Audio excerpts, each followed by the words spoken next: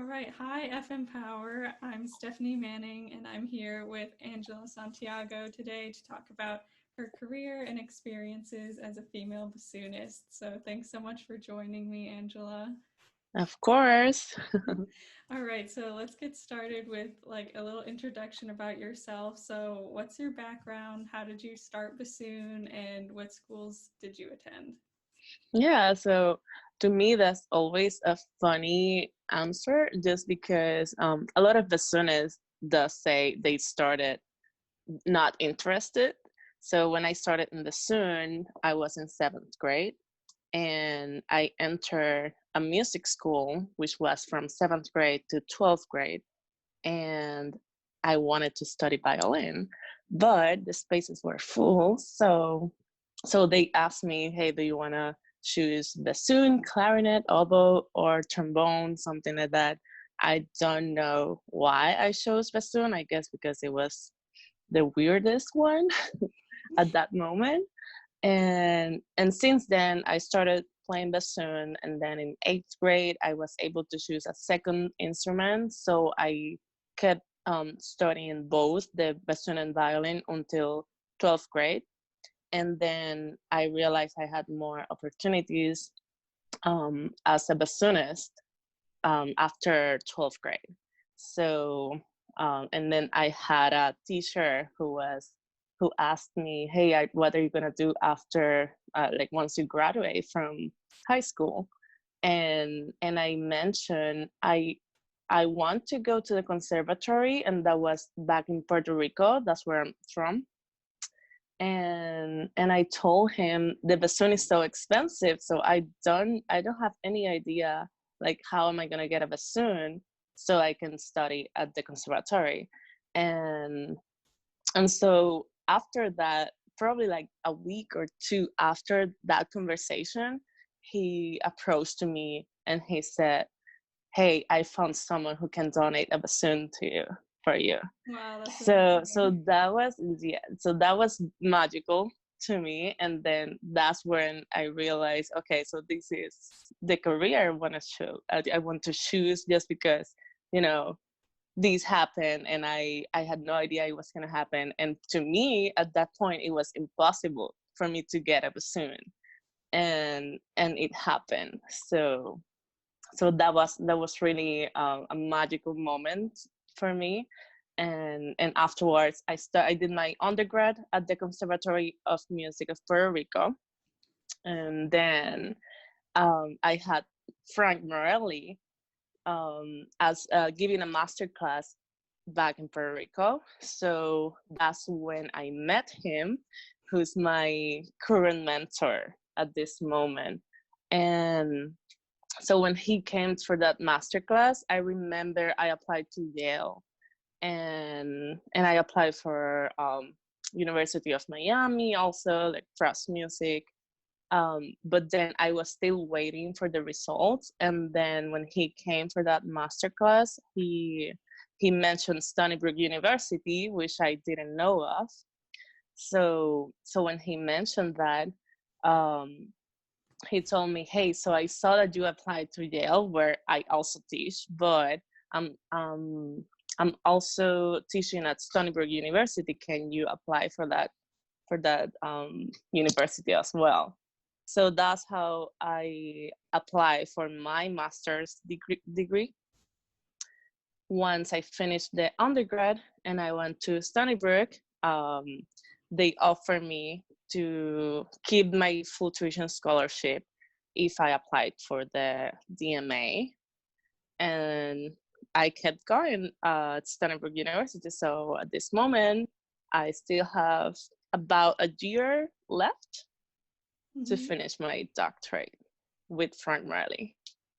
Wow, that is awesome. That's such a cool Yeah. story. And so I'm curious, like, is your bassoon the same one that you got all those years ago, or have you made Well, it? I changed. So once I entered the conservatory with that bassoon that I was given at the beginning, it wasn't the best one. It had so many intonation issues. So after that, my teacher at the conservatory was getting rid of his old bassoon, which is this one, and so I bought that one from him, and the other one I sold to another student for a lower price in Puerto Rico who needed one, but same issue. They needed a bassoon, but they were also expensive. So the one that I had, that I was given for, I sold it to her for a very low price. That's awesome. Yeah, it's so cool Yeah, you were able to give and back and this like, is Anthony Segundo. oh, I It love means Anthony the Second, it. just because it's my second bassoon. Right. And actually, before the pandemic, I was gonna go pick up my newest bassoon. I ordered a Buchner. So, Awesome. and then I want to go to the fabric so I can pick the one that I like the most Hmm. instead of having them send me one and then just keep that one. Right. But I need to wait now until this is over, hopefully Oh, soon. yes. Hopefully you Yeah. can get that soon. That's so exciting. Yeah. Yeah, okay. So I'm also curious about, so you talked about Frank Morelli, who's obviously one of your biggest influences. Is there anyone else that you would add to that list? Yeah, so before Frank Morelli, I studied with Adam Habrela, who was Frank Morelli's student. So I call Frank Morelli my grandpa just because my first teacher was his son. Right. But other than that, um, those are like my official teachers, my mentors. But of course, I like to listen on YouTube or like anywhere, like play with a pro. For example, um, I love Sergio Alsolini. Yeah. He's he's like my goal as a performer, just because his musicality is just so deep to me. And and other than that, for example, Stefano Canuti, I love his technique and how clear is his articulation. um yeah, I for example, what's his name besides Stefano Canuti? Gustavo Nunez, thank you. Gustavo Nunez. My husband is listening, so, and he knows who I'm listening to. Gustavo Nunez, also another business who I really love listening to. And for the same reason, technique, articulation, and musicality. But the top of musicality is Asolini to me. Yeah, for sure. Yeah, Azzolini was like, I played a Vivaldi concerto for this year. So I'm a freshman at Oakland Nice. Conservatory. So, and Yeah. I was playing a Vivaldi concerto, and my teacher recommended to look up the Azzolini recordings. They're Yes. wonderful. Yeah, Right, really great right. stuff. Yeah, everything, yeah. What he does with the phrasing is incredible. Hmm. Yeah. So you said you had like one more year in your doctorate. So I was wondering what was your like what's your typical workday like? Well, before, all of this pandemic happened, but Before also all, what are you doing right now as well? yeah, of course. So for example, um, we always need to make time for the reads. Oh, So yeah. I know there sometimes it's like, oh my God, I'm so busy. I have no time. I need to do this and that, like related to school or like research or papers. But we always need to have that time for reads.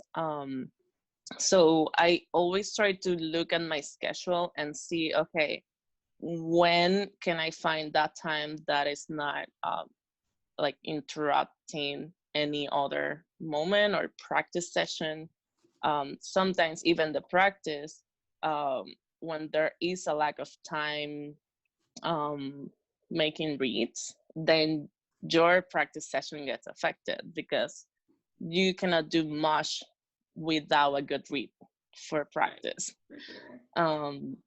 So yeah, so I like doing that in the morning just because um, I wake up, you know, basics, and then I just sit actually here where I have my drying rack. Oh I yeah. have my profiler here, um, and then once I have all the reads, if I'm making blanks, for example, then I like doing, if I sit in a row just trying to finish all of them, all the blanks, or if I'm forming, if I want to finish all of them in a row, then I just get a video, the iPad, and then I watch something on Netflix or anything so that I can go through, and then the time goes faster.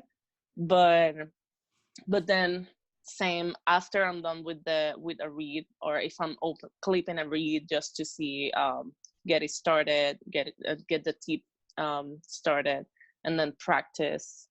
I like doing warm up after read session. So I do a warm up. I usually set my timer so that because I do different exercises for warm up. So I usually set the timer for like either 10 to 15 minutes each exercise, so that I'm very strict with the timing. Right. And that usually works for me. Um, if I have, for example, a recital coming up, or a gig coming up that's chamber music or orchestra, then I also divide that time that I have for practice. I divide the time within the pieces that I'm practicing, so that I touch all of them, but um, not overdoing the work. So just if I know I'm playing Vivaldi concerto, for example, and most of it I can play, but there is a spot that I need to practice the most, and I go through through that stuff or those lines that I need to practice under tempo, or changing the rhythm to learn really the the notes. And then same with the chamber music. If I'm playing anything that I need to really learn the notes, or if I need to, for example, make sure I'm playing in tune, that's the trickiest. So then I take the notes, or I pick the key that I'm playing on, and then I play slowly with a tuner, or a drone, so I can really make sure I'm adjusting properly, so I can play in tune. Yeah, that's awesome. Yeah. I feel like my approach is pretty similar with like making sure I touch everything so I can Yeah, like yeah. like So I got to setting the the things I time. wanted to, even if I don't Yeah, have as much time. So for sure. Well, on right. the topic of reads, since I like have, just started undergrad, I haven't been making reads for all that long, probably like about a year or so. So I was wondering if you had any sort of like tips or what helped you like kind of develop your own like style of reads and finding out what works for you. I will say running reads is how I learn. At the beginning, I remember when I was in undergrad, I was making them very thick and hard.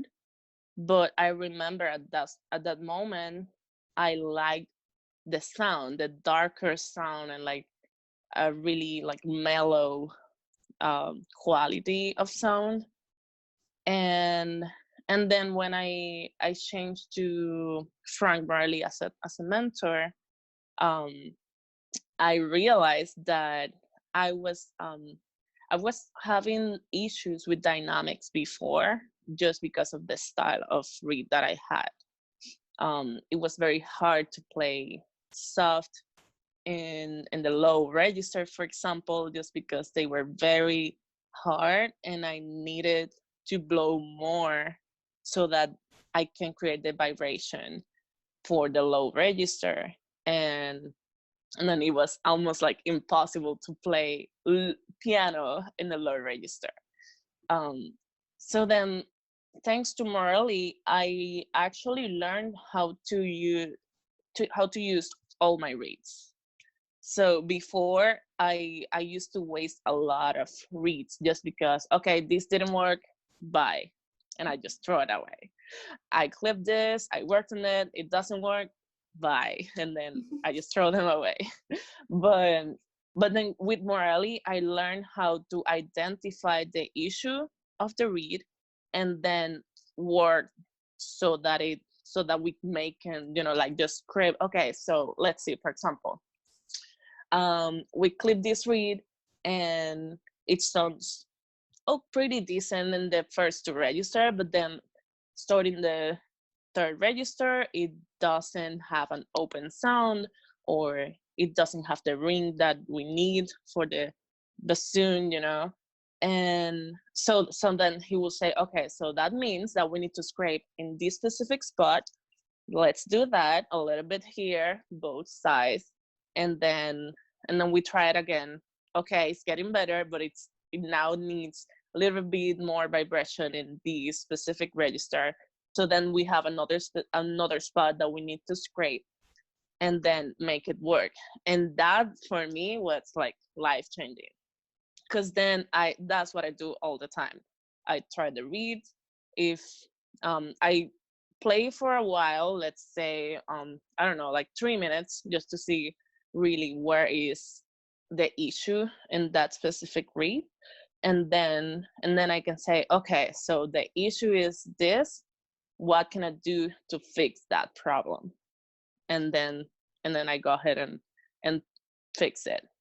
Right. So since then, I use literally all my reeds. That's awesome. Yeah. That's great. So, my next question is, how has your relationship with bassoon changed over the years? Well, going back to the part, I didn't want to play bassoon when I first started, and now it's my career. It changed a lot. I remember because I didn't want to study bassoon, but I was studying it um, from 7th to 12th grade. After that, I noticed when I entered the conservatory, I noticed that I was very far behind with my technique. So to me, that was life changing, because I was like very behind in the studio, and I didn't want to be in that place, of course. So I was just practicing and practicing like insanely. I would say I would practice my first year of undergrad. I would practice at least 6 hours a day, like 6 to 8 hours, and like I would just take a class if I had a class, and then go back to the studio and practice, and of course I did I did improve so much, but it was because I knew I was behind, and I wanted to improve so badly that I didn't stop until I said, okay, now I feel like I'm in a better place.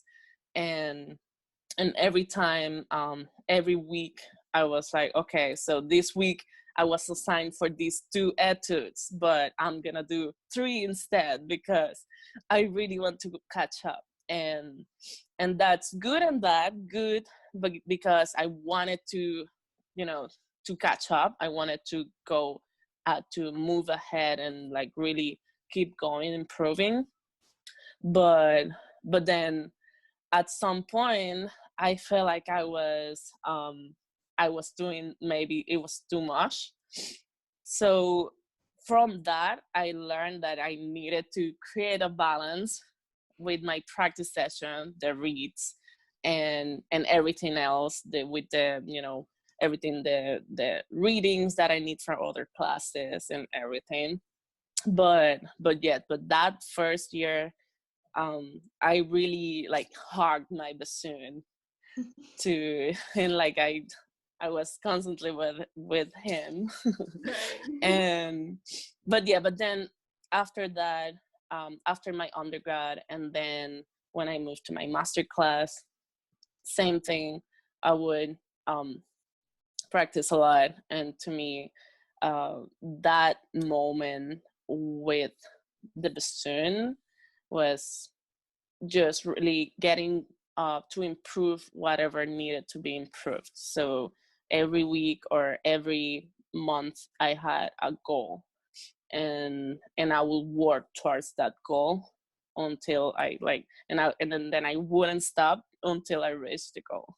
Right. Yeah. Yeah, That's great. Yeah, I love the idea of like keeping the balance between like, like music making and family and work. So I also want yeah. to ask like how is that now? Like how do you balance all of those things with where you are right now and what you've learned?